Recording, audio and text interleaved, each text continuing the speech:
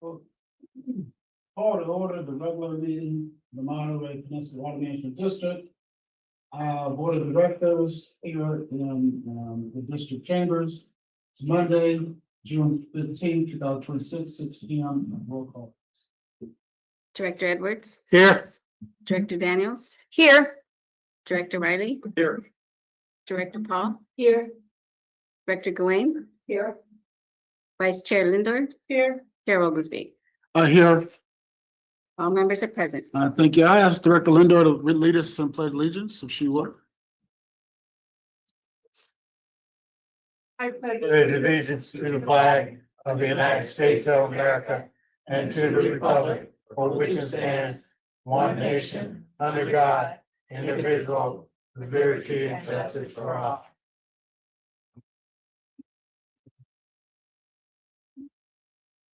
Thank you. We'll go to the general manager. Are there any additions, corrections to the agenda? There are not. Thank you so much. We'll open up for public comment. Anyone wishing to address this body on matters underneath our jurisdiction may do so during public comment for up to 3 minutes. We ask that you hold your comments on presentation items until the item is called. Public comment is open. Yeah, good evening. Tom Raleigh. Sorry, I wasn't here in May because I was in Hawaii at the time. And it was much more pleasurable than being here, quite frankly. And it's interesting that they're still battling bad water, where water got into the Navy fuel tanks and polluted the water system, the main water system, the main well system on the island of Oahu, which is slightly below 1 million in population. There's only 1.4 million in the whole population, the state of Hawaii. But I want to thank Molly for replacing someone that truly was one of the indispensable staff. And I've been attending these meetings since at least 1993 on a weekly basis, or a monthly basis, I should say. And it's been entertaining, to say the least. And there's been a lot of, as Mike indicated, there's been a lot of changes over that period of time. But I've observed some things that make sense and some things that don't make sense. And sometimes I give my personal comments, but basically I'm here as a representative of the Monterey Peninsula Taxpayers Association. Some of you may remember Ron Pasquinelli, who was started president of our organization at the time Prop 13 first passed, 1977. But anyway, he asked me, please go to the Water Management District and watch what they're doing, and which I managed to do. And it has been entertaining. But sometimes I wish I would see a little more conscientiousness on the member of how you're spending the public's money. So that's the main thing I'm concerned about.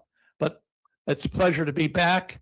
And I was disappointed to see that you did not take the suggestions made by Josh Stratton on the study that you adopted last month, or the report you made last month on the water and what would happen in a water shortage. So I was disappointed to see that you adopted it basically without accepting his changes. Thank you.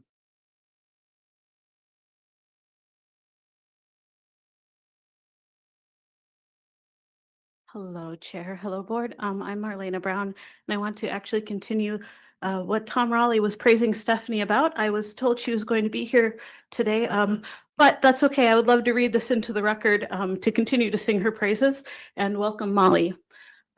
So on behalf of the Commanding Officer for Naval Support Activity Monterey, dear Ms. Stephanie Locke, I'm writing to express my sincere appreciation for the exceptional dedication and effort demonstrated by Ms. Stephanie Locke as a vital point of contact for water conservation and water credit matters for the Naval Support Activity Monterey.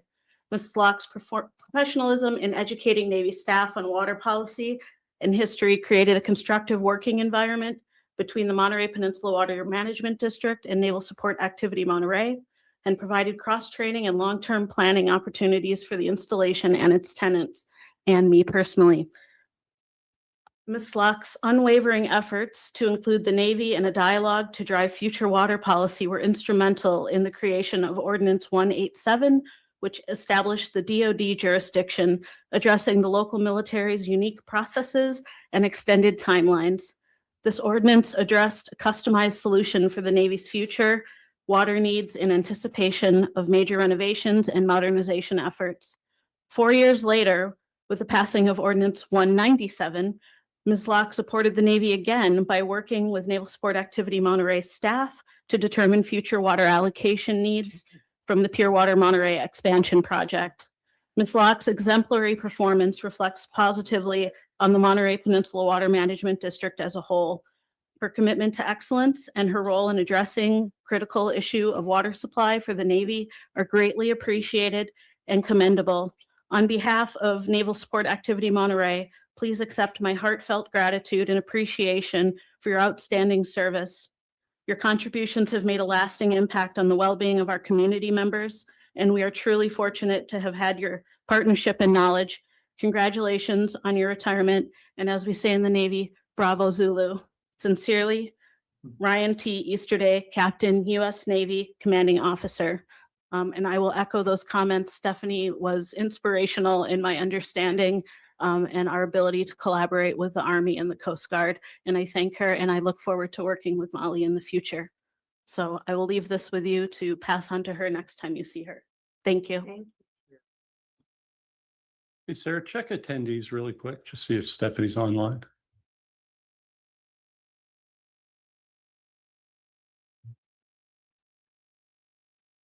No. Oh, well. Okay, public comment remains open. Okay, seeing no one. Yeah, Chair Oglesby, I have Okay. Melody, I'm sorry. I have Susan Schiavone I saw first. Susan, when you're ready. Hi, good evening, everyone. I last time was going to make a comment and my speaker didn't work, so I wanted to say it now. I wanted to tell the staff they did a great job on the urban water management plan. As a public person, I don't think you got much feedback, but I wanted to add my cheers to you. That was a really good job. And the CalAm letter worried me, but you addressed that issue perfectly. And yes, I agree. ASR is a major investment and work of MPWMD. In fact, I saw 3 expense items on tonight's consent agenda related to that, and you invest in that a lot. Also, just as a last note, it'll be the Department of Water Resources that evaluates its appropriate alignment with California Water Code, not CalAm. So great job. The other thing I wanted to mention is I heard the district was underwriting on Kazoo, and it was nice to hear the district's name on the radio station. I hear other names a lot, so I really like to hear that. You got some coverage and people listen to that, so good job on the public outreach. And then I just had one other note that if there was any update on whether CalAm is actually building the replacement well for an injection well for ASR, because I know we're going to have a super El Nino this year, and it will bring a lot of rain, and it'd be nice to see that rain captured. So I'm not sure if there might be an update on that. Thank you very much. I have Melody Chrislock. Melody, when you're ready. Melody Chrislock. I just wanted to bring the public's attention and the board members' attention to the fact that State Lands Commission is hearing CalAm's application for their slant wells for the desal project a week from tomorrow on Tuesday, June 23rd at 1 p.m. And you can participate by Zoom or watch it. And I hope a lot of the public will speak up on this. There's one more of the little, 22 permits that they need for this project that's completely not needed anymore.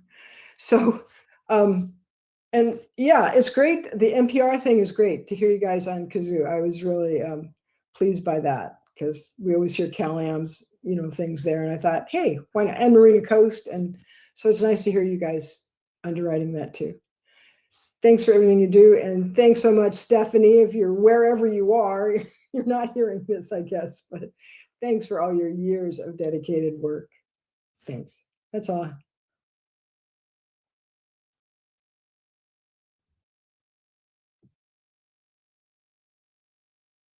Chair Oglesby, I see no other raised hands. Thank you so much. Seeing no one else here, no one else, public comment is closed. Mr. General Manager, were there any issues, questions, or concerns you would like to speak to at this time? No, we're in good shape. Michelle's looking at a page of the budget book, so we may have a report back. Okay. All right, thank you. Well, next we'll go to the consent agenda. Everybody should have had a copy of all the items on the consent agenda. Is there any item that any member of the board would like to remove from the consent agenda?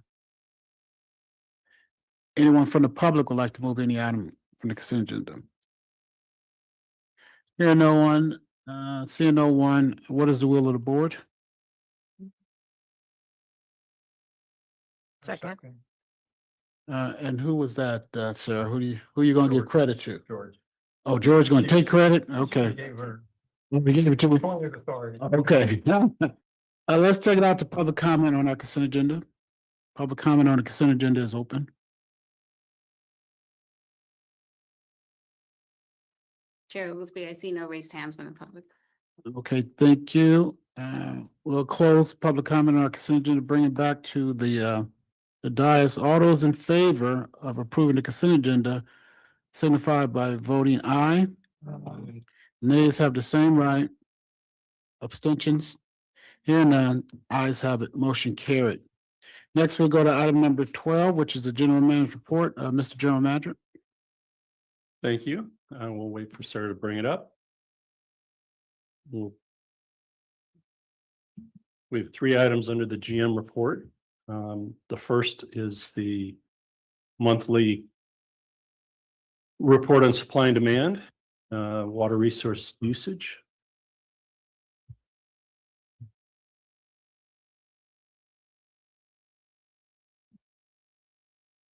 Maybe.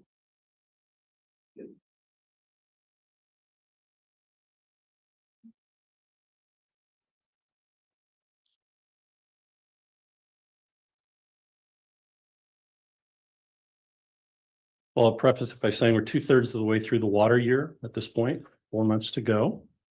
They are summer months, so you'll know that we'll have our peak months, very likely July or August. We're currently tracking demand is about 100 acre feet ahead of last year. Probably due in part to that very dry March that we had, some irrigation loads.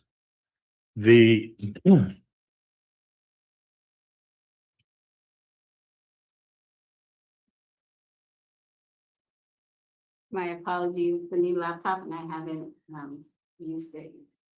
It's quite all right. I'll jump ahead.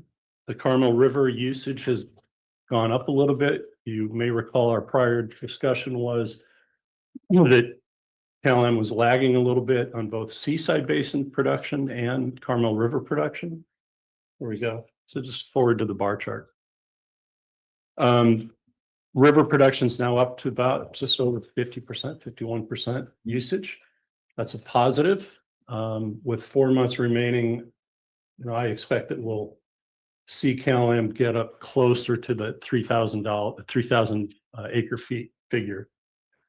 The Seaside Basin is still only at 24% of the natural, the native Seaside Basin allocation of Cal-Am. And that's really because Pure Water Monterey, with the expansion, is creating a surplus situation for near-term demands. And so they're going to fall short somewhere in production. Next slide is storage. We have met the operating reserve requirement of 2,875 acre feet for the expanded Pure Water project. And we're going to probably in this month, June, close out the fiscal year with 200 additional acre feet in the drought reserve. Overall reserves at the bottom of this page is 9,168 acre feet. which is basically a full year of supply based on customer demand. So things look very good. There was a mention of El Nino earlier. So we would expect a rainy winter. We have had some discussions with CalAm about restoring ASR well number 4 to injection capability. I've been told by John, who's on, that the Baskey valve may in fact be installed, but the replumbing it so that it can work independently of ASR well number 3, and the treatment system still has some issues to be worked out. But the storage picture is really good, and I think generally speaking, we're in a very good place heading into summer. Last chart is rainfall. You can see we actually got May rainfall, little, about a half an inch. That's all it is. It was crazy. But it shows up in blue. And next slide, you can see cumulative rainfall against the red line, against daily rainfall, the blue lines. And I've added some information here to the right. We're at 24.26 inches. And so normal would be greater than 17. Above normal is greater than 21.267. And wet would be 24.84. So we're just under having a wet year, believe it or not, for as dry as March was. And that concludes the supply and demand discussion. I've also included item 13 in your packet, which is an overview of all of the recently adopted water allocation policies of those jurisdictions that did adopt a new policy. The county was the last one, most recently last Tuesday, adopting theirs. The interesting, can read it on your own, piece of it is that 3 of the entities had more prescriptive policies, kind of limiting the envelope for housing to certain numbers of acre feet and fixture unit count. County being one of those. And then, of course, the city of Monterey's policy, the highlight there, or what I would refer to as the low light, is they continue to not release any water for any projects of any nature until the cease and desist order is modified. And we've gone around and around with members of their planning commission and other outside third parties that would like to see water being released, about exactly how the state does interpret their own condition 2 of the cease and desist order. So hopefully we'll see some flexibility there at the city, because if you're a business and, let's say you're a restaurant and you wanted to expand into the building next door, knock out a wall, you couldn't get the water for a business expansion. Or if you're a residential site and want to do an ADU, you can't get the water for the ADU, even though we've allocated the water. There are a number of other smaller projects that are residential, would remain residential, but would increase by 1 to 3 dwelling units. Those kinds of projects could also be permitted in the current regime, but not according to the city's policy. So we have released much water, City of Delray Oaks, City of Carmel, City of Sand City, Seaside, all the other jurisdictions, with the exception of the county, because they didn't have a policy until right now, and the city of Monterey. And I would expect, based on the county's policy, some of their water waitlist people may, in fact, come through. So, but that's there for your reading. And then the third item is an update. You may recall that you as a board voted to free up some money in a grant to Rosie's Garden. And we have Kyle Smith with us, who has been out there to see the results of their work. Good evening, Chair and Board. I'm Kyle Smith with the Water Demand Division. Just wanted to share an update on Rosie's Garden, and we'll take you back to October 2025. We contributed $8,250 to the garden for restorations and climate appropriate plants, low water use irrigation. And I just want to show some pictures of the work that they were able to achieve. So here's where the garden where they started off, not a whole lot of plants left and in need of some repair. We have a couple of views of that. And then they started work, this was probably December. They started doing some planting and irrigation installation so they could get those new plants in the ground and take advantage of that winter rains. And then this is more installation of the drip tubing throughout the green space there. So plants going in. And then what is there today? So May 20th, they had their dedication ceremony. And it was well attended by neighborhood residents. And just a few other photos of the completed projects. They've got sign notification of the plants, so if you're walking through and wanted to put that in your backyard, you can get the common name and scientific name, go to your local nursery. Thank you, and we're included on that sign. They also dedicated this storyboard and plant list to the district for your contribution. Yeah. So if you have any, there's a before and after picture. That's great. And the after will only get better as things start to grow a little more. Yeah. Thank you very much. Thanks, Kyle. Yes, thank you. Is that, oh, yeah, of course. Any questions, comments?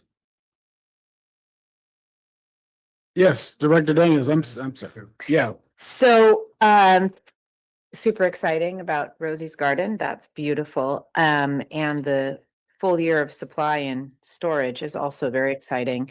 In regards to the ASR4, getting it ready for injection and up and running for this winter seems like a really big priority. Like it would be really important so we don't get a big wet winter and miss that ASR opportunity. Is there anything we need to do as a board to help support that? I don't think so at this time. Okay. As I said, the conversation started. The new Bayonet 1 and 2 production wells are behind, and I think, that's got a lot of attention to CalAm, but we do need them to participate in getting that well back, so. Got it. Yeah. So my second comment / question, and council can tell me if this is an inappropriate place to bring this up, but we did approve the allocations at the county and that was great. The question I have, and it was the one comment that we got that was not positive in terms of the allocation, and it's something I've been hearing a lot about, obviously, which is, that there's the concern with the source waters for Pure Water Monterey expansion. And it's happening at the same time if you've heard of this Salinas 1 idea. And I was curious if there might be the opportunity for a presentation, if appropriate, here about the water that is sent from the Monterey Peninsula to both to the facility, the Monterey 1 water facility, for use both at CSIP and Pure Water Monterey. And if we might, if it's appropriate, because it's absent of all of the conversations, and I'm hearing a lot of them now about Salinas using that water that we rely on for Pure Water Monterey expansion and Pure Water Monterey. And I thought it would be important that the public has access to information about what I think is about 8,000 or so acre feet going to both of those projects from the Monterey Peninsula. And you don't hear about it a lot. And I think it's the full picture. So is there an appropriate presentation for the Monterey Peninsula Water Management District to have to at least make sure that that information is available to the public? Yeah, we'll look into that with our partners, Monterey One Water. Thank you. Anyone else? Director Riley? A quick question, GM. On the fact that, well, the county now has a plan, so that's not an issue, but Monterey also is refusing to act. And my question is, how is that a good, is it a worthwhile strategy to promote their resistance to moving ahead to the lack of a CDO decision? And I don't know how that's being used as leverage. I don't know how they join in. I don't know what they've done. I know they've supported our work, but in a more stronger role, more stronger statement. I'm just curious. Yeah, I'm not sure it in and of itself, as the city, has much leverage to move our state regulators. I can tell you on that front, and we actually have an agenda item on the CDO later. We did get a very nice letter from Senator Laird's office last week in support of moving this along, which is a strong positive for us. Okay, I know I'll know more later. Thank you. Okay, anyone else from the board? Public comment is open. Public comment is open on the general manager's report. Chair Oglesby, there's no raised hand in the audience. Thank you. Seeing no one here, no one, public comment is closed. We'll go to item number 13, summary of jurisdictional water allocation policies. Mr. General Manager. Yeah, I covered that in my report, as well as then Kyle with Rosie's Garden. So we just lumped them all together. Any questions? Any public comment? No public comment. Thank you. We will close public comment on item number 13. Item number 14, update on Rosie's Garden report, which we had. Is there any public comment on that? Public comment is open. There is no raised hands. Thank you. Public comment is closed. Go to item number 15, reports from District Council. Thank you, Mr. Chair. Your litigation report is written out on page 159 of the packet. Just some things to highlight there for the district's case versus Cal-Am. This is the eminent domain hearing. There has been no update on that, no movement. The next scheduled activity is the hearing on October 19th with the case management conference scheduled for October 16th. Looking at the district versus LAFCO, this is the in the Court of Appeals. The district's brief was filed in November of 2025. LAFCO and Cal-Am filed their briefs on April 7th. And then the next steps is for the district to file its final brief in June 26th. And we're in the process of completing that now. The third case for you to look at is the City of Marina and the district et al. Versus the Coastal Commission and Cal-Am. This is the district appeal. The respondents have not yet filed their briefs in this case, so we'll keep you updated when that does happen. Shifting to PUC matters, this is the general rate case from 2025. Cal-Am did file its latest request on July 1st, 2025. Evidentiary hearings were held in San Francisco on April 20th to the 24th, where the district did conduct its examinations of witnesses and cross examinations. At the time of the hearing, there was a proposed settlement that was orally described. And earlier, late last week, we did receive that proposed settlement, which is exceeding over 500 pages. So we're in the process of synthesizing that. Yeah, thank you. There will be some contested issues that will be identified on the proposed settlement and in briefs pertaining to evidentiary hearings. We'll provide you more information on that when we have time to get it all compiled. The last update I just wanted to provide is this is the Water District versus the State Water Resources Control Board. This is the Sierra Club's attorney fees claim. As you do remember, the Sierra Club did lose that claim and now they're trying to appeal it. Their opening brief and appendix have not been served yet. When it is served, we will let you know, and that will kick off our timeline to respond, but we continue to monitor that case. That concludes my report out. Thank you. Any questions? Yes, Director Riley. Two really quick ones. Can you give me a 1-minute summary of what happens at a management conference? They basically, you identify witnesses, you kind of talk about the timeline and what the flow is going to be. It's procedurally based. Typically, case management conferences are held multiple times before the hearing. And this is kind of the court's last ditch attempt to say, hey, can you settle? If not, what are we looking at next week? Okay, I see it all the time and then I wonder, does one? All right. Yeah, thank you. My next- so the last one set the court date for this. Oh. and So sometimes it's just as simple as that. Okay, thank you. My second question is the Lone Star water rights case, which we're not a party to, but could you give us a status report if there is one?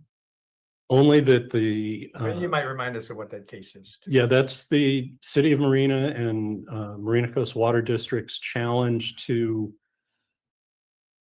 the ability of Cal-Am to take more than 500 acre feet off the CMEX site. RMC Lone Star was the previous sand mining concrete company there. And there was an agreement for an annexation agreement that limited how much water could be taken. But it's gotten into a lot of other areas about, do they even have water rights? Can you use the kind of recovered water or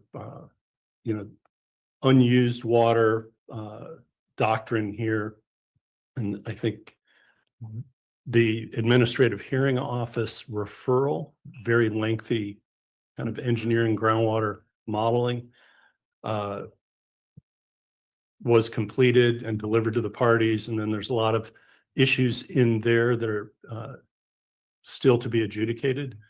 But the docket mysteriously placed another activity on November 12th. So it could be as long as out to November before they wrap everything up. It looks like all testimony has been concluded at this point. Thank you. And let's take it out to public comment on our district council's report. Chair Riley, I see no public comment. Okay, all right. Let's go to item number 16, director's reports, including AB 1, 2, 3, 4 reports on trips, conferences, attendance, and meetings. Anybody had any reports they would like to offer that are required? Are required. Are you This is not required. okay? All right. Okay, go ahead. Yeah, they are permitted. Go ahead, Joe. No, I just noticed in email today, but I've never seen this before. Maybe I just passed it up. Cal-Am has a new community newsletter out. And I think it's kind of trying to counter the PR that we're putting out. And so anyway, I just want to call people's attention to the fact that they're trying to promote a community newsletter, put their best foot forward. Yeah. Anyone else? Thank you for that. That was good information. We'll see if they above the fold when it's increased to any rate increases are above the fold. Let's go to item number 17. okay, I'll just check in on something else. Okay, thank you so much. Item number 17. Consider adoption of July through September 2026 quarterly supply strategy and budget. Say good evening, Chair Oglesby, members of the board. This is item 17. It'll be your public hearing item for tonight. And it is to consider adoption of the fourth quarter of water year 2026, describing how the system will be supplied with water from the different sources. So we always look at the Climate Prediction Center. This don't really expect much rain this time of year, so we're planning on having none. We're planning on the Carmel River to continue to enter into its low flow flow regime, and going to react and use the rules, assuming that we're entering into that coming into this quarter. So you can go to the next slide. These are the number of state board orders that are considered, as well as different agreements that have been made to protect the illegal take of steelhead out of the Carmel River when we're assigning these different sources. So we took these into account, and the limit on the river, as we're all familiar with, is 3,376. This quarterly water budget will focus on trying to get the lion's share of that out of the river for the fourth quarter of this. This year, we injected 916 acre feet of ASR water diverted off the Carmel River. Putting that with previous years of storage, we're just over 5,300 acre feet. Over this next quarter, the group decided not to recover any of the ASR water because we are going to be recovering pure water Monterey, and any excess water above that and the river is going to come out of Seaside Native. And so we will save this water for 2027 in case there's need for drought relief, which, as we're all hearing, there's an El Nino predicted, so we may not touch it in 2027 if that's the case. Table 13 totaled 241 acre feet this water year. There'll be no more further diversion of ASR or Table 13, as the permits don't allow diversion off the river past May 30th. As stated, we're going to target to inject 995 acre feet of pure water Monterey over the next 3 months, and CalAm is going to move to recover those on a 1-for-1 basis and then supplement with water out of the Seaside Native. So next slide, please. So as we stated, this assumes Seaside Basin and coastal subareas will not be fully utilized. So the mechanism at the Water Master is it is planned that they will be the balance of that will be carried over to CalAm's ledger as what is termed carryover storage in the adjudication.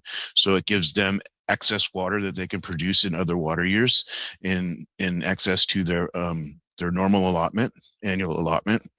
As I stated before, we're going to keep all of the ASR water in storage and recover pure water Monterey and try to get as much as the Carmel River allotment out of the Carmel River alluvium.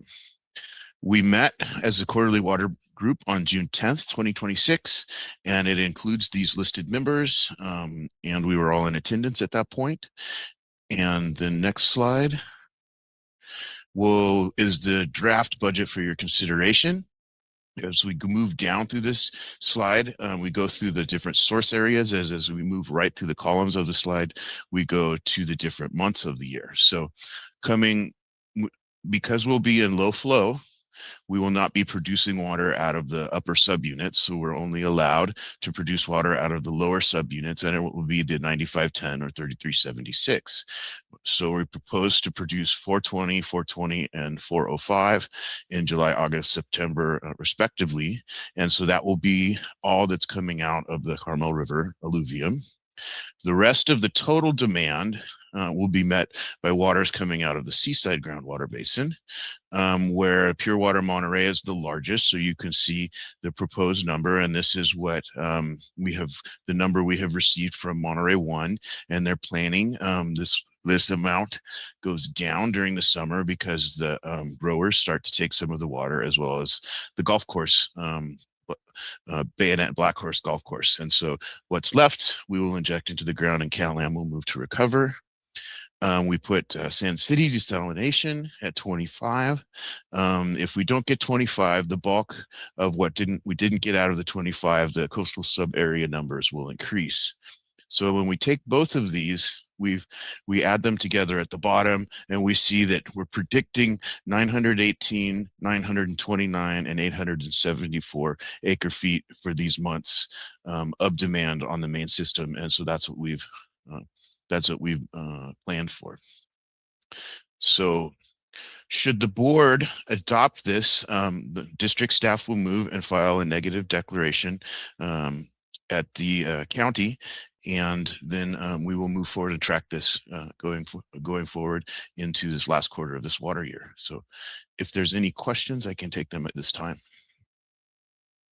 I thank you for an excellent report on the questions. Director Paul. John, I have one question. It's about exhibit 17A, where there's a table that includes the one we just looked at in your slide. But it also includes then another set of numbers. It's that other set I'm really not understanding. The percent of year to date of some of these resources. Can you just talk me through what those numbers mean? Yeah, these numbers are tracking what has been produced as compared to the previously adopted budgets. So when we adopt the budgets every quarter, this is our plan. We try to stick to the plan. Sometimes something happens mechanically or something, and we may not get all of the water that we had tried to get out of that source of water. So we're tracking that for the benefit of the people that are in the room planning the budget. So what you'd use those numbers for is we're kind of behind on the river, so we need to increase the river this next quarter. So we make sure that we'll pull these numbers out. So they're what they are actuals versus the previous quarter budgets and the plans. And so we can see if we're ahead or behind, and then how much percent of the actual source we have left to use. So they have been requested by the people in the quarterly water budget, because that's kind of our discussion follows around those sets of numbers. Got it. Thank you. Anyone else? Yes. I have a very general question just to help me understand the process a little bit better. I'm looking at the National Weather Service Climate Prediction Center map that you provided. And I'm just imagining that the July through September outlook is something that varies very little and is in a way not particularly relevant because we do not have rainfall almost ever. And then there are these restrictions about we wouldn't be able to take water off the river and off the upper subunits, blah, blah, blah. But just for general background, the other quarterly predictions that you get, how useful are they, and how often do they significantly affect your planning? Yeah, you're absolutely right about the rainfall for these 3 months not being of high consideration when we're putting this quarterly water, but the fourth quarter together. Should we be in a drought, I would be showing you guys drought monitoring in this point, showing you where the drought is and where we're having water shortages. I would say that the rainfall, let's just take next year, for example. If they start putting these out and they're starting to see large predictions for El Nino, and then they're saying and an El Nino in our latitude, with the way that the jet streams come, we can get a lot of rain, or we can get just kind of the average amount of rain. And so as the models are coming up and they're showing their results, that these will be the results from the NOAA Climate Prediction Center. And it's very useful for us to start talking about, we need to be ready on December 1st for ASR. We need to be ready. How are the well field in the valley? What does it look like? Do we have the mechanical parts of the system working so we're ready? And so it's more kind of that, used for that, but it is something that they produce, and so I included in this report. Thank you. Very interesting. And maybe one other question, just building on that asked by Supervisor Daniels earlier, and that is with that well, and I don't know if this is who this goes to, but with well number 4, what is the capacity were it functioning well for injection? Yeah, I'll jump in. We kind of top out with just the 2 injection wells at about 13 acre feet per day. And with a third well, we can get to about 17 or 18 acre feet per day. So an increment of, an extra 5, best case. Thanks. Yes. Is that then what equates the total 1,100 acre feet if we were at full capacity? Yeah, it would get us kind of in that 1,200, 1,210 average. Great. Yeah. Any other questions from the board? I'll open up public comment. Public comment is open. Chair Oglesby, I see no raised hands. Okay, thank you. I will close the public hearing. Bring it back to the board. What is the will of the board? Everybody has a recommendation in front of them, so what do you guys want to do? Staff's recommendation, okay? Second. It's been second. It's been second, properly second. On the question? All those in favor use the regular sign of voting, which is aye. Aye. Nays have the same right. Abstentions? Hearing none, ayes have it, motion carried unanimously. Let's go to item number 18. Adopt the proposed fiscal year 2026, 2027 budget and accompanying resolution number 2026-05. Okay. Good evening, Chair Gillespie, members of the board. Before I begin, I'll just note that there are updates to 4 pages in the draft budget. And those are in the board packet. Those are page numbers 186, 193, 194, and page 227. Could you read those again? You went kind of fast. 186, Mm-hmm. 193, Mm-hmm. 194, 194. and 227. 227. Sarah's Okay, just thank you. We noticed that some of the formulas weren't getting updated on the last column. And those are most of the changes on the last 3 pages.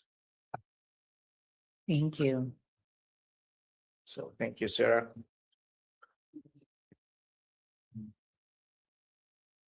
Thank you, Sarah.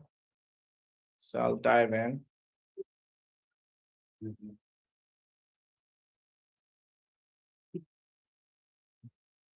Okay, so I'll get going. So this item before you is the adoption of the proposed district budget for fiscal year 26-27. Budget workshop was held on May 28th of this year. No public comment was received during this workshop. This was a time when the budget was extensively deliberated. In today's presentation, I'll be providing a high-level summary and overview and just hit the high points.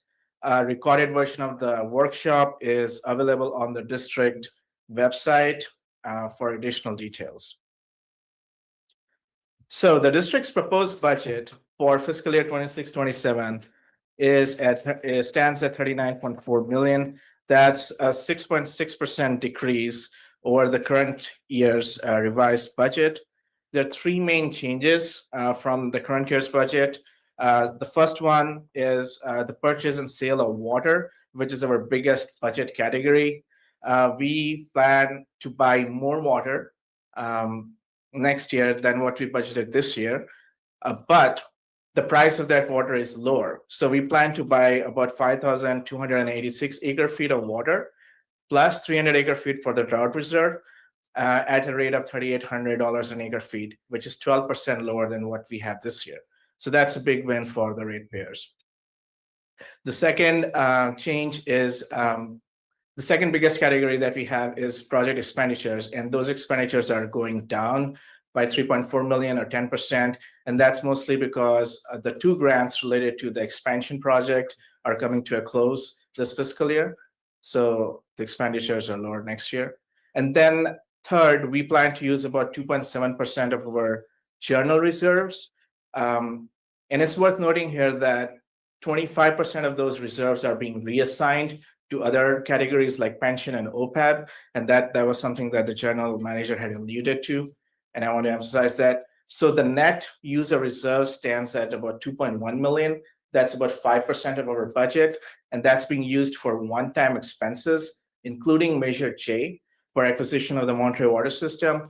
And then there's capital projects for Seaside Basin, and then we are buying water for the drought reserve. All right, I just want to emphasize this big when rates are down and we have more water because the expansion is online. So those are two big wins. So this slide compares the proposed budget in light blue with the current year's budget in dark blue across those 6 categories that you see here. The personnel budget stands at about 6.5 million. That's a 6% increase compared to this year's budget. And that's mostly driven by increases in pension costs. Our CalPERS related pension costs have been going up at the rate of 15% every year. And that's going to stay like that for the next few years. Number 2, services and supplies, that's about 2.5 million. That's a 9% increase from this year. And that's mostly because the public outreach expenditure has been reassigned from project expenditures to operations. The water purchase budget stands at about 21.2 million. That's mostly driven by the decrease in the price of water next year. Reimbursement projects, 3.4 million. That's a 55% decrease. And that's mostly because 2 of the big grants for the expansion project are going away. So that budget has kind of shrunk. Project expenditures, these are unreimbursed projects for ASR, Sleepy Hollow, Measure J, and others. That budget is at 4.6 million. That's an 80% increase. That's because we are putting aside additional funds for Measure J next year. And we're also setting aside about 800,000 for redrilling of 3 seaside wells. And then finally, reserves and assets are going up by a small margin. We're just putting slightly more towards the asset replacement reserve. And then we have some funding for reconfiguring this conference room. So overall, our budget is down 6.6% compared to this year. So the next 2 slides focus on what does the budget buy us. And this chart provides a historical overview of our budget. And as you'll see, the 2 big portions of the budget, the one in brown, that's purchase of water, and the one in green is project expenditures. And those 2 areas have been driving our budget in the last couple of years. We have transitioned from being a planning agency to a wholesaler. So that's the brown portion. And we're buying more water. And then since we have been investing heavily in water supply projects, that's the green portion, that budget has also stayed elevated. But if you look at the very bottom, which is personnel, services, and supplies, that budget has remained almost stable when we consider inflationary increases.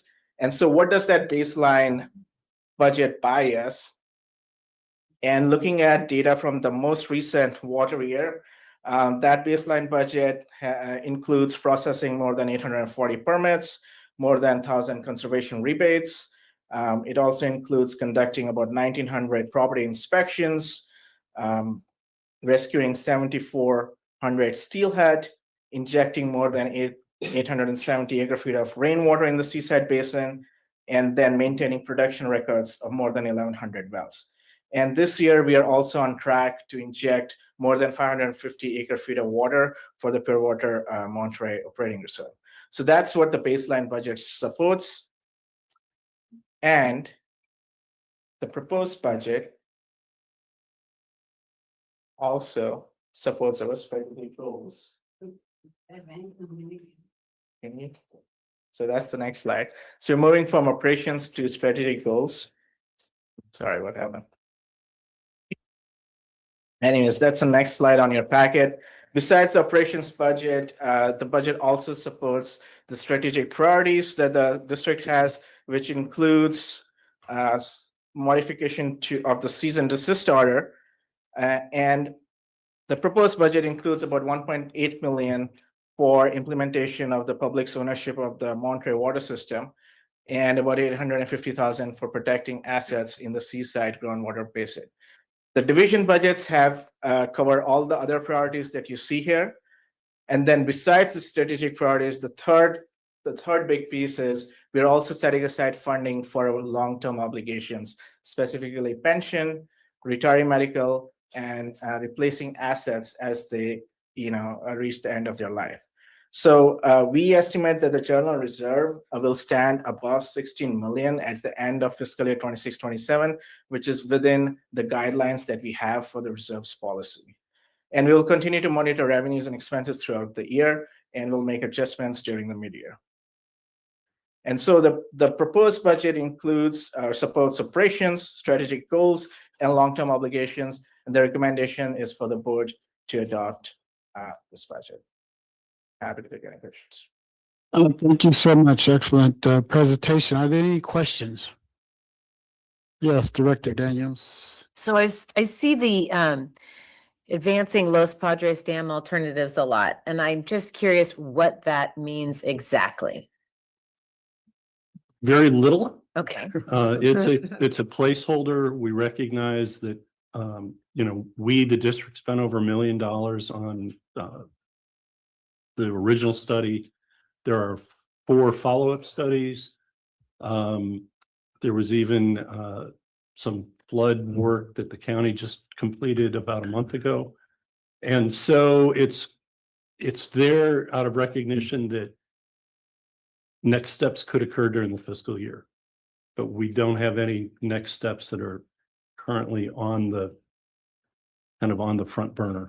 But would next steps in that regard be the district, or would that be Cal-Am? It's been a combination of the two. So we're not ceding control completely to just Cal-Am. Cal-Am has a separate agreement with NOAA where if National Marine Fisheries Service wasn't satisfied with some of the conclusions of the study that was the main study, that they could request additional studies directly through Cal-Am. We're trying to keep the whole team together, if you will, so that we stay involved. And, there was a lot of peer review that really delayed the first study.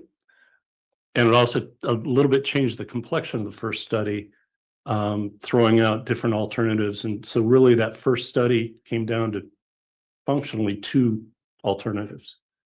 One leaving the dam in place and the other taking the dam out. Should one of the agencies want to start acting on that right away, that's where we want to remain having a placeholder for.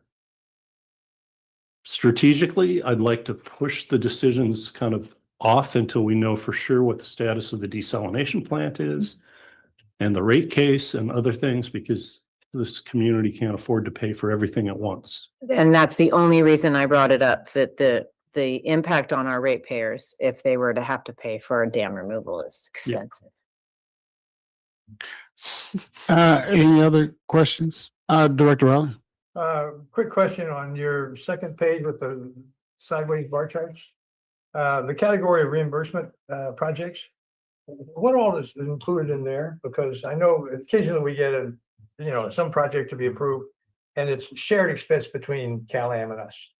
And are those kind of reimbursements included here? I mean, what kind of things? Yeah, IRWM grants, rebates, which are reimbursable through Cal-Am.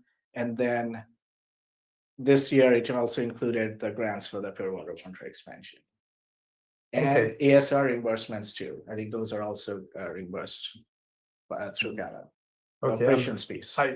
I know you've been experimenting with how you present data to us, and I'm so pleased with that. I mean, I'm just really thrilled at that. And I think the budget package in general has just been enormously better than I've ever seen. I think the narrative descriptions of what we do, narrative descriptions of what we're spending money on and so on. I just think it's outstanding. I just think it's the best budget and annual budget report that I've seen. The same with urban management, urban water management plan.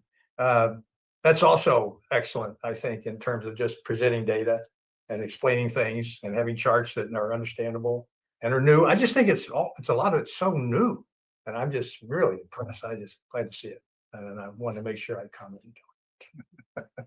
Wow. Director Edwards. Thank you, Chair.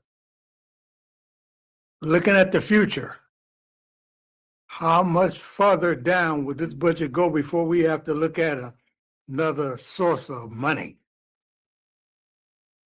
Thank you for that question. We touched on this at the budget workshop, where we had a 5-year forecast going to 2028.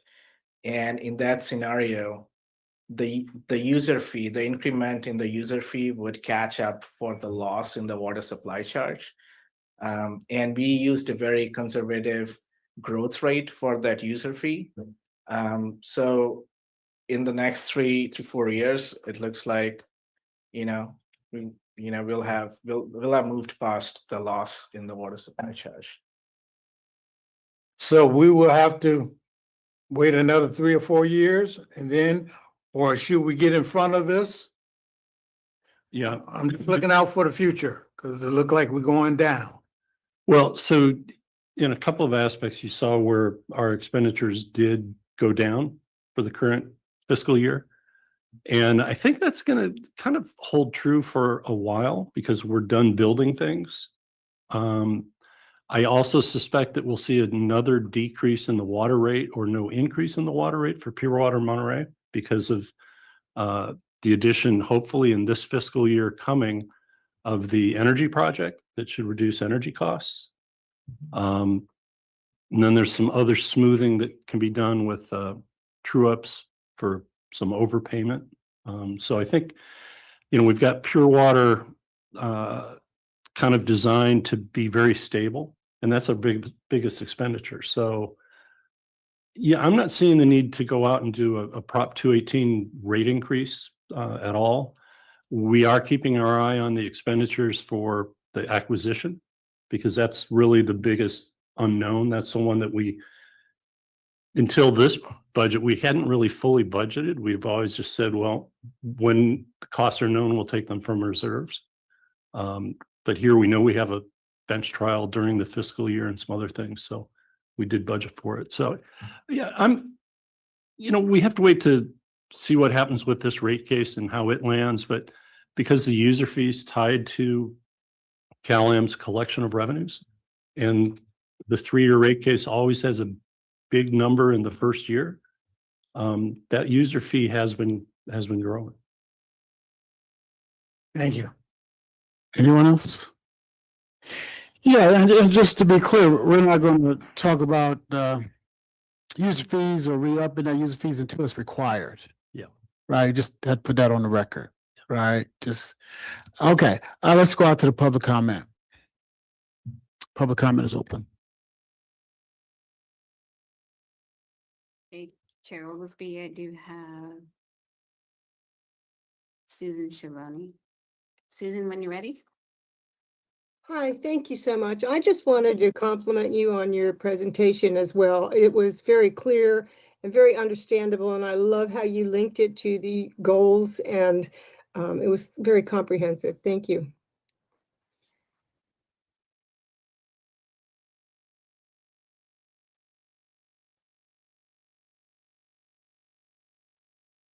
Anyone else? I see no other raised hands. Okay, thank you. Seeing no one here, no one public comments closed. Bring it back to the board. What is the will of the board? 2026-27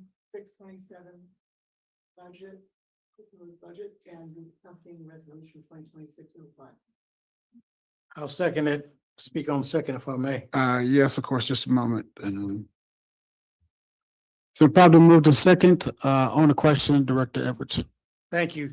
I want to congratulate staff on a well-done job through this whole process. This is my last budget, and you made it a good one. So I'm glad that, water supply is out of there, and we still got our heads up, and we still making it, and everybody got their money on that. So I want to thank you all, thank staff for the job well done. Didn't speak at the study session, but hey, here it is. You did a good job on this, and you're doing a good job of keeping us informed on our future too, because that's the big thing. So I'll be looking for my Prop 218 to come out to me, so I vote no on it. Just joking. Okay, but well done. Thank you, staff. Anyone else? I just have my 2 cents. Yeah, well done.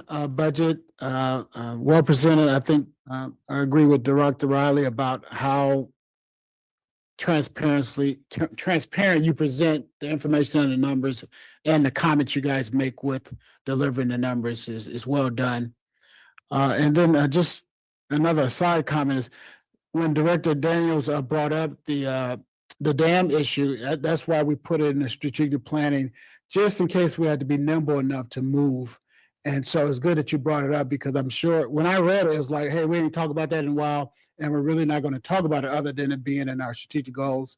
And the next time we probably hear it is strategic planning, to keep it in there just in case we need it, because the public is concerned about it. And the general manager laid it out well. We don't want to be behind the discussion.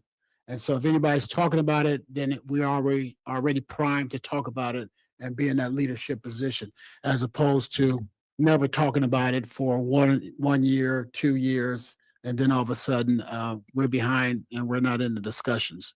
So I want to thank you for bringing that up. Okay, no one else? All right, all those in favor use the regular sign of voting, which is aye. Aye. Nays have the same right. Abstentions? Nays have the same right. Abstentions? Here none. Ayes have it. Motion carried. Let's go on to item number 19.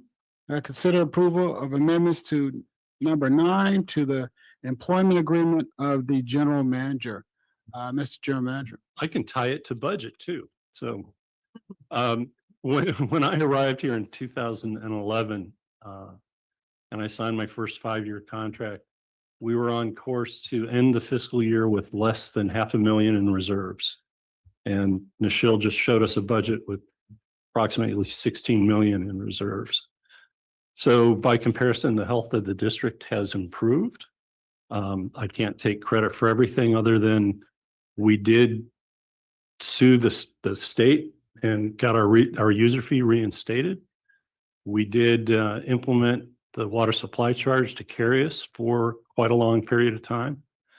And the health of the district financially is very strong.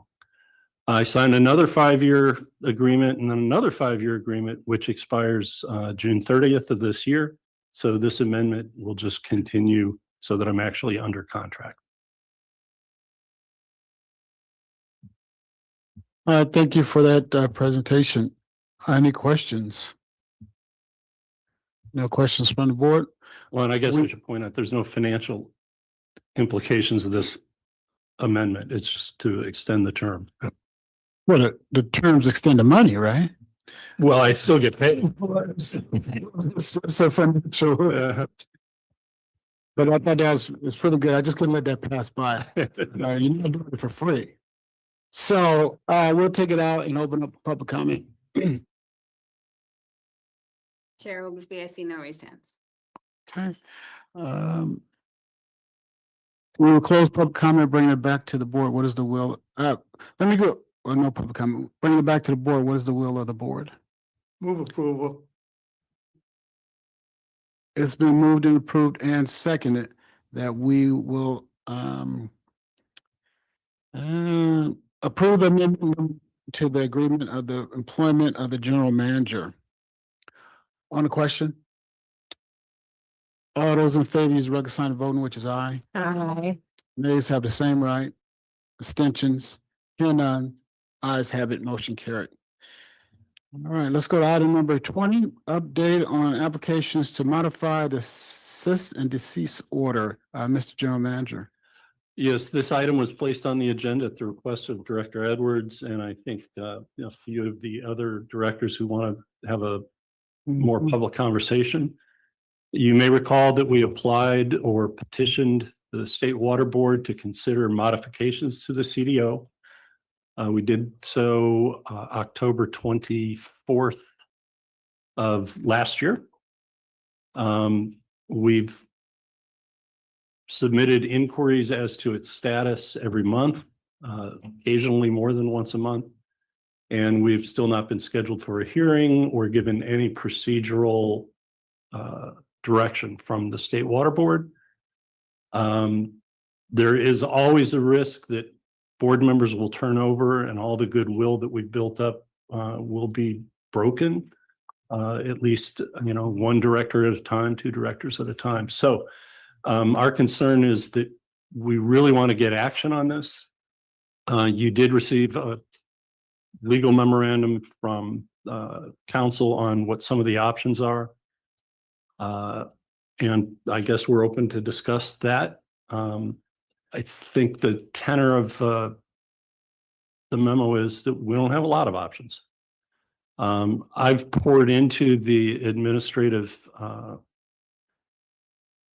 whatever the act was that governs hearings and rules at the state board, and looking for due process rights. And seems like all the due process rights start after there's a decision or an action or a hearing, and that your right to a speedy hearing is not actually guaranteed anywhere in state law. So,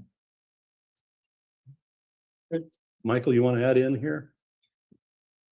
Just that we did provide that confidential memo laying out potential options that was sent to you on June 10th. And out of that, we do have a recommendation, which is to stay the course to try to work it out without filing an action to expedite it, because we don't believe that will create a likely scenario that favors the district. Yeah, I'd like you to take another 30, 40 seconds to lay out what you don't want us to talk about, because we don't want to get into any of our strategies and debating to go back forth. So just prime it up for us. So I think today's discussion should be based on what the current status is. I know that Mike does have an update that he can provide in terms of people that have been supporting, pushing it, but I think if this conversation wants to go into legal strategy on whether or not the district should be filing an action, then we should be scheduling this for a closed session discussion. So I'd like to keep it to the facts and the current status. And so, okay. And so I asked you, when we got to start talking about it, if you want to have that private discussion, then we'll agendize it for next meeting. And so we'll just get a consensus that way. And we'll start with Director Daniels. So everybody can go by. If you talk, give an indication that you would like to talk about it in closed session also. So question I have just triggered from what you just said. Do boards like the appointees to the water board tend to turn over with a new governor? Well, the governor has the right to make the appointments, but the chair has not changed through two governors. It's very well respected. I would anticipate that he stays on. There is one sitting member who may want to step off to take a job. So we're just not sure what's going to happen. I don't think it'll be a wholesale change. It's So a couple of the terms don't even run out until and a couple of years. I saw the letter from Senator Laird, and I just wonder if that could be followed up with an in-person meeting. When was the last in-person meeting that you had with the director or with Eric Ekdahl or with anyone like that? Yep, it's a great question. So all in-person meetings were shut down after October 24th due to this ex parte communication limit. Did have one phone call. Director Edwards asked for a timeline that got almost too big to throw up on the wall, because we've had quite a bit of communication. It's been one-sided, but quite a bit of communication. To try to schedule an in-person meeting is at risk. They don't want to. And Kyle, who spoke earlier, ran into the executive director at a conference about 3 weeks ago and introduced himself and then said, "Hey, what can you tell us on movement on the modifications at CDO?" And Eric Oppenheimer replied, "I pretty much figured you were going to ask me that. I can't tell you anything due to ex parte communication." And the ex parte communication does or does not apply to the elected officials like Senator Laird? It's a gray area. So one of the problems with having no response on procedural issues is you're not supposed to be able to speak directly to a hearing officer without everybody who's a party having the same opportunity or privy to the same information. Well, they've not really defined who the parties are. They've not really defined who our hearing officers are. So they've kind of said, assume that the entire state water board and all of its staff is your hearing officer. And all the usual suspects who you know are the parties. And therefore, we can't talk to anybody. So if Supervisor Daniels were to go to the next meeting of the water board And speak up and as a member. speak as a member of the public in the public comment Mhm. period, would that be That would be very useful. useful? And do we know when that is? We've got the schedule. Okay. Yeah, They meet twice a month on we will happily send that information over. We've talked about you behind your back. I will do- do it. Thank you. Director Riley? Just two quick questions. Can you summarize the points that the John Laird's letter covered? Was it just really narrowed on, or was it a little broader? That's just general, and then I wanted to hear what your connection was that you had. Yeah, he said, I mean, in general, but directed, hey, this thing's been out there for quite a long time. We need action on it. We can't do the things we need to do to be responsive to the housing needs of the community without action. And why don't you schedule us for this date and this date? So, Really specific. It's good. which will probably not carry any weight, but being specific about it says, put it on your schedule, do something. And we'll get a copy of that letter, make it available in communication or something. We'll send it around to the board. All right, thank you. But did you say earlier that Mike had a comment or connection or input? Just, something? you know, we just worked with Senator Laird's office and, you know, Okay. contemplating some of these concepts and, you know, draft letter, things like that. Anyone else? Director Edwards? The reason I keep arguing about this and bringing it up is to notify the public that we are trying to do something. We're the water agency. We're the one that 9510, it's against Cal-Am. I used to hear Mayor Pendergrass say it all the time. 9510 is against Cal-Am. Now to our attorney and to our general manager, do we have the right to file and ask for a hearing? Do we have to wait on Cal-Am to go in and say, okay, let's let the CDO, or let's modify it? We're asking for a modification. And we have to be pushing for a modification. And our letter, I wish he would have did the timetable so we can show this community, this is what you went through to get where we at now. And everybody should be out there hollering, modify the CDO. We need housing. Now, we need to get to that point. Yep. And I don't care if our letter go to the governor, go to the state attorney, somebody need to put pressure on them to do this. And those other board members, I don't know if they know what's going on.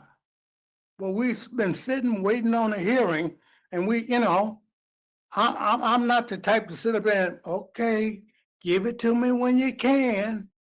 No. I was elected to 9510 came on, I think I came on 97. And we've been hit with it. And we have came up with solutions, fixed the problem. Now we're scared to push the problem. That said, hey, the district needs to move. Cal-Am sent their letter out. Hell, the CDO don't need to be lifted. We don't have the water until we get the bigger project. And we have the water. That's why I want that timetable, because we're saving water. You said 9,000 acre feet, a year's worth of water. We're going to put more in there. So, yes, we need to have that closed session because I'm tired of slow walking this. That's what we're doing. We're slow walking it for Cal-Am. And we need to stop slow walking it. Mr. Chairman, could I address them? Let him finish. Are you done? Yeah, right now. So go ahead if you had. Yeah, well, I don't think we need closed session to just define what we can do. Option one is a demand letter, and that's have your general counsel just say, hey, we make a demand for progress. Option 2 is a complaint to the Attorney General, which I may have mentioned to you before. Their job is to protect the state agencies, but they would refer it. But I think the conclusion that we had without another closed session is asking for a writ, mandamus of, or some kind. Dave, I'm gonna. That would stop- have to go to Dave, closed I'm gonna session. stop you there. You're now presenting options that we would need to discuss in closed Yeah. session. That was my point. I mean, the object today is let people say what they want to say. Yeah. Right? If there's enough people that want to be in closed session so they could talk about the letter, then I want to hear you guys say it. It's only one director said they want the closed session so far.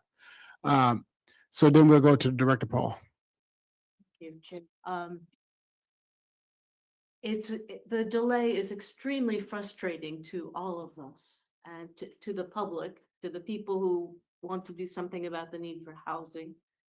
And to us, it's very frustrating, but that it's not because we're not slow walking this. We're not. And as a matter of fact, Supervisor Daniels just proposed that she could speak to the water board as a private citizen, which could be, as our general manager said, could be really helpful. That's something we can do. And I'm really glad you suggested that, that is one way. I think that the general manager and I mean, our staff has really been pushing this and doing everything they can think of that's, permissible, and hasn't let up and is, repeatedly sent relevant information to the water board. They are restricted by this no ex parte communication rule that we're subject to. I mean, that's beyond our control. But we're not slow walking this. I don't know the reason why it's taking the water board such a long time. But I'm glad Senator Laird sent that letter. I'm glad Supervisor Daniels is going to say something. And meanwhile, and the jurisdictions have all, addressed the issue and figured out that they can allocate water at this point, where there's already a meter and no change of use. That's the current situation. It's probably confusing to people, but still, that means things aren't totally blocked. So where there's a meter and no change of use, and there's water can be allocated, right? So some projects can actually move.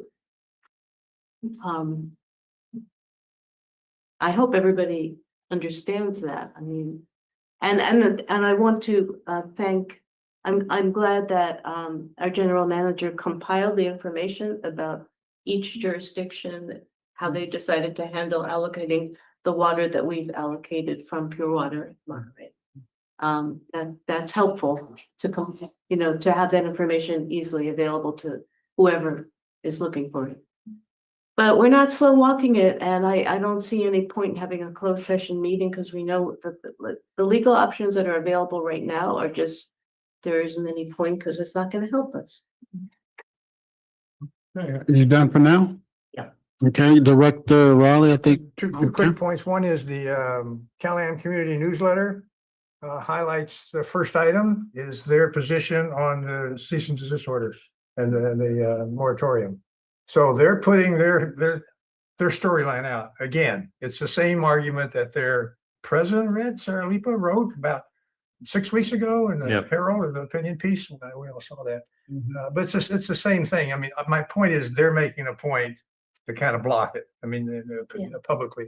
The other point I want to make is I don't see the need to go to closed session yet, because John Laird's letter is really an important letter.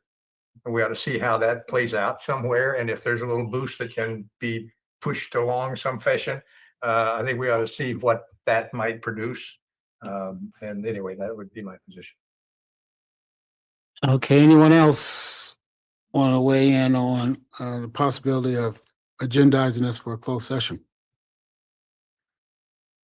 Okay. As chair, I support closed session, but that's only 2, so that's not enough. Let me just end by saying that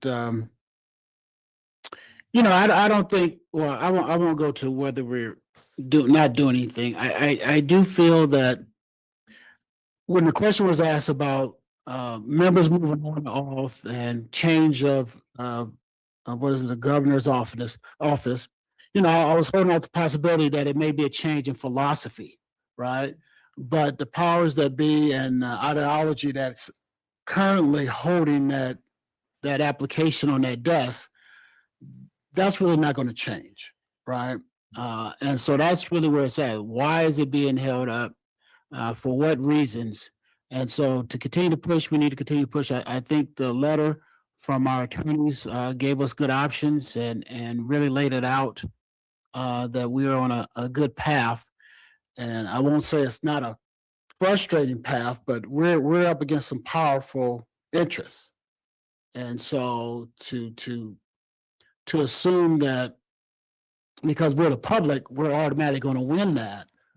That's not, I mean, we should see that's not the case, right? And so I don't want to go into strategies by saying good or bad, but I support what the our general counsel and our council says we should be doing. Go ahead, yeah. I'd like this to be on our next agenda a month from now. What is this? Discuss whether we want to go into closed session on this subject matter again. Because we will know something over the next month. We think we might know something from the senator's letter. That's all I'm kind of banking in. If we hear anything or get any input from that, we may still want to discuss it again. Whether we go into closed session or not, it's not the point. Yeah, we won't Point again. put it on the agenda, but we'll have the council ask us, right? So we don't need to agendize that. So he'll remember to ask us, do you guys want to put it on? Does that make sense? Yeah, yeah, I mean, if we had to remind them, then we had to do other things before the end, right? But that's a good point, but anyone else before we move on? Okay. Yeah, of course. Thank you, Chair, for putting this on the agenda. Oh, no. Now I heard it out. Yeah. Now, how I know I feel, I know how Caroline working and everything on it. So, I'm gonna try to walk out this door with my head up a little bit. That's right. And not thinking about what's gonna happen in the future. Right. Because I know something's gonna happen in the future if we don't fight. Yeah. And I don't think we got that fight in us yet. Thank you.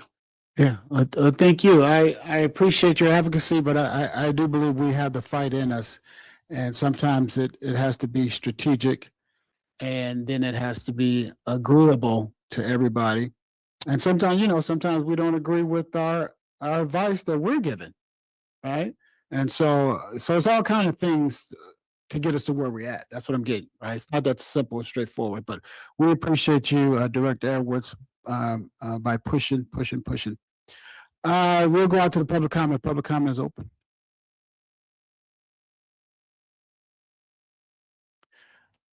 Chair Oglesby, I have Susan Schiavone. Okay. Susan, when you're ready. Thank you. I'm really grateful that Kate Daniels is going to testify as a member of the public at the upcoming meeting of the Water Board. And I'm wondering, should ratepayers now start getting involved as commenting at meetings as well or not? I don't want to be doing something that isn't productive, but I just wanted to ask if that was something that's beneficial or not. Thank you.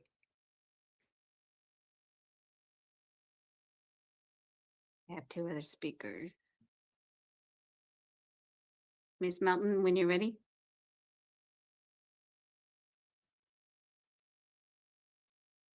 Ms. Melton, can you hear us? Yes, can you hear me? Yes, you have the floor.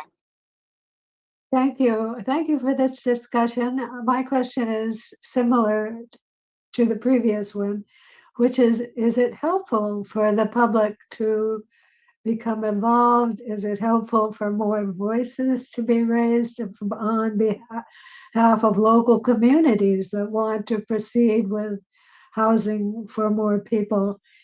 Is it good or bad for those governing bodies to appeal for a lifting of the CDO? And is it possibly useful to communicate with some of the outstanding people who are running for office at this time. And just to inform more of the candidates that this is an important issue. Thank you. Chair Oglesby, I see no other raised hands. Thank you. What, before I go to the general manager or the general counsel, I'm trying to figure out, is that our responsibility to be encouraging people? And so that's what I was thinking, is that maybe you could speak to that about we're not in a position to be coordinating advocacies from outside individuals. Of course, ratepayers are free to say whatever they want to say when they want to say it. But I just want the community to be clear about why we're not going to call you back or tell you to meet us in some building somewhere to get your story straight, right? So just speak to that. That's exactly correct. So, the district isn't in a position right now to be pushing advocacy towards another agency. Individual ratepayers may have their own right or desire to go speak, but that's not for the district to coordinate or call for. We did reach out to community groups for letters of support early on, and that was our kind of one go at it. I can tell you that currently the website that the state board created for this is broken. So you can't see those letters of support. I think a password has expired or something, and so you get an error message. And so you are able to see our initial application, but not our 4 supplements. And you cannot see any of the letters of support. So I'm not sure they're even equipped to accept a letter and make it available for others to see right now until that gets fixed. Okay, anyone else? Public comments closing before we move on? Yes, go ahead. Situation with the website broken now, perhaps that's something that can call to their attention, that our council can call to their attention. What do you think, General Counsel? We can, so this is news to me. We can certainly take a look at that and use that as a different angle to kind of push movement. Absolutely. Whether it be a demand just for due process concerns and fixing the publicly available documents that are supposed to be readily up. So we can certainly use that as an avenue and see if we get any movement. Yeah. And just so you know, it has been communicated to them. That the website is down, yeah, so to speak. Yeah. And then the staffer in water rights forwarded that to their technical person and CC'd me, telling me next time there's a technical issue, go to the technical. That's person. right. So, and it's in works. Yeah, and that's what I was going to say about the council, right? Any communication can be about the issue, right? So yeah, your website is down or public can't access it, and then that's where it stops at. Yeah. But all right, we're pushing where we can. Anyone else? All right, let's move on to other comments by general manager, staff, directors, or council. Item through informational and in the packet, for the public. And so if there's any comments from the general manager, staff, or directors concerning those, now is the time. We're all good. Okay, any board member has any comments before we proceed to close? Okay, well, we're at adjournment. And so there being nothing else on this agenda, this meeting is adjourned.